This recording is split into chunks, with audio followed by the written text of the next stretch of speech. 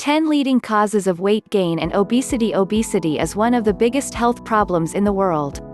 It's associated with several related conditions, collectively known as metabolic syndrome. These include high blood pressure, elevated blood sugar, and a poor blood lipid profile. People with metabolic syndrome are at a much higher risk of heart disease and type 2 diabetes, compared to those whose weight is in a normal range. Over the past decades, much research has focused on the causes of obesity and how it could be prevented or treated. Obesity and willpower. Many people seem to think that weight gain and obesity are caused by a lack of willpower. That's not entirely true.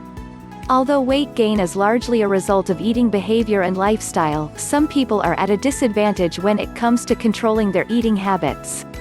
The thing is, overeating is driven by various biological factors like genetics and hormones. Certain people are simply predisposed to gaining weight.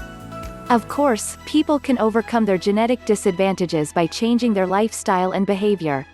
Lifestyle changes require willpower, dedication, and perseverance. Nevertheless, claims that behavior is purely a function of willpower is far too simplistic.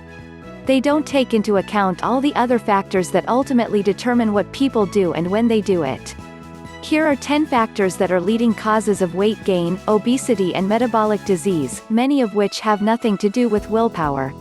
1. Genetics. Obesity has a strong genetic component. Children of obese parents are much more likely to become obese than children of lean parents. That doesn't mean that obesity is completely predetermined. What you eat can have a major effect on which genes are expressed and which are not. Non-industrialized societies rapidly become obese when they start eating a typical Western diet. Their genes didn't change, but the environment and the signals they sent to their genes did. Put simply, genetic components do affect your susceptibility to gaining weight. Studies on identical twins demonstrate this very well. 2. Engineered junk foods. Heavily processed foods are often little more than refined ingredients mixed with additives. These products are designed to be cheap, last long on the shelf, and taste so incredibly good that they are hard to resist. By making foods as tasty as possible, food manufacturers are trying to increase sales. But they also promote overeating. Most processed foods today don't resemble whole foods at all. These are highly engineered products, designed to get people hooked. 3. Food addiction. Many sugar-sweetened, high-fat junk foods stimulate the reward centers in your brain. In fact, these foods are often compared to commonly abused drugs like alcohol, cocaine, nicotine, and cannabis. Junk foods can cause addiction in susceptible individuals. These people lose control over their eating behavior, similar to people struggling with alcohol addiction losing control over their drinking behavior. Addiction is a complex issue that can be very difficult to overcome. When you become addicted to something, you lose your freedom of choice and the biochemistry in your brain starts calling the shots for you. 4. Aggressive marketing. Junk food producers are very aggressive marketers. Their tactics can get unethical at times, and they sometimes try to market very unhealthy products as healthy foods. These companies also make misleading claims. What's worse, they target their marketing specifically towards children. In today's world, children are becoming obese, diabetic, and addicted to junk foods long before they're old enough to make informed decisions about these things. Summary. Food producers spend a lot of money marketing junk food, sometimes specifically targeting children, who don't have the knowledge and experience to realize they are being misled. 5. Insulin. Insulin is a very important hormone that regulates energy storage, among other things. One of its functions is to tell fat cells to store fat and to hold on to the fat they already carry. The Western diet promotes insulin resistance in many overweight and obese individuals. This elevates insulin levels all over the body, causing energy to get stored in fat cells instead of being available for use.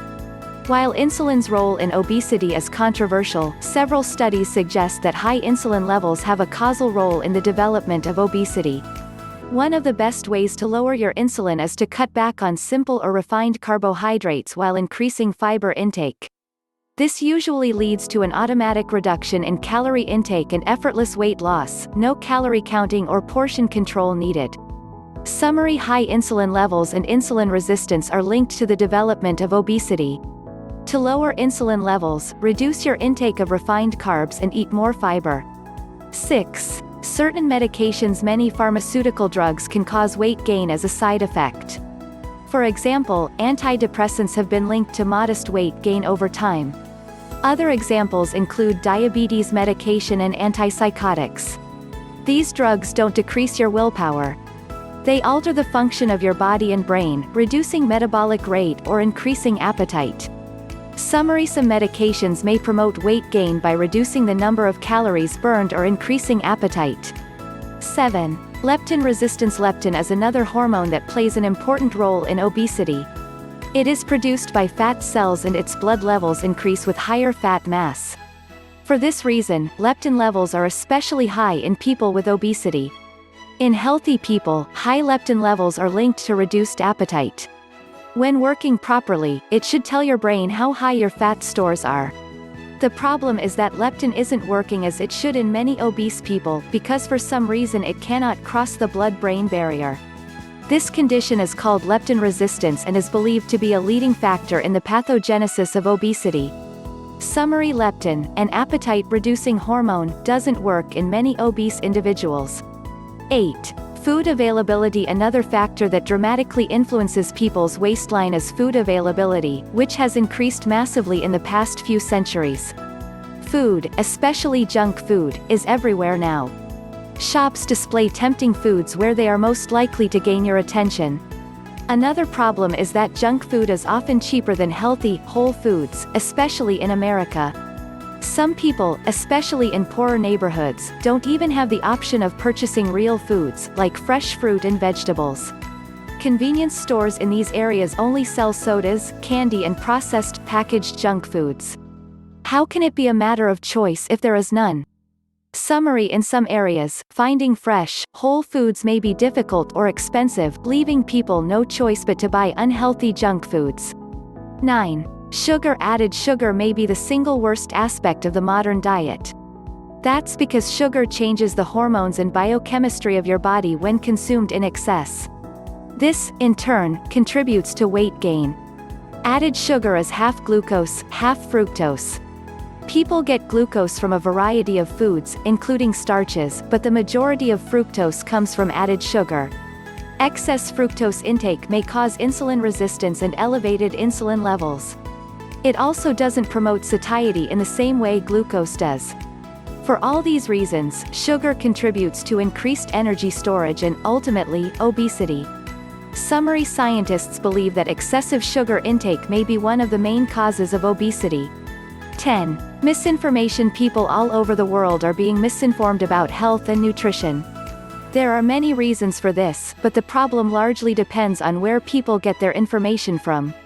Many websites, for example, spread inaccurate or even incorrect information about health and nutrition.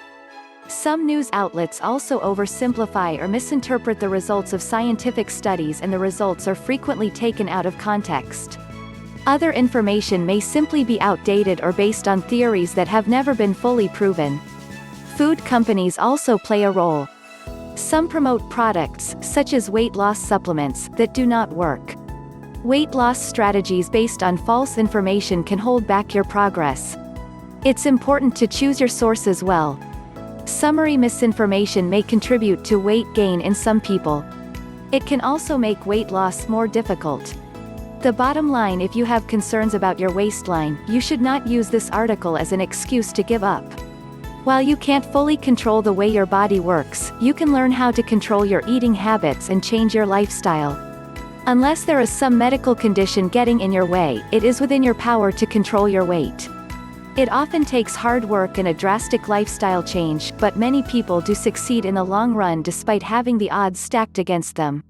The point of this article is to open people's minds to the fact that something other than individual responsibility plays a role in the obesity epidemic. The fact is that modern eating habits and food culture must be changed to be able to reverse this problem on a global scale. The idea that it is all caused by a lack of willpower is exactly what food producers want you to believe, so they can continue their marketing in peace.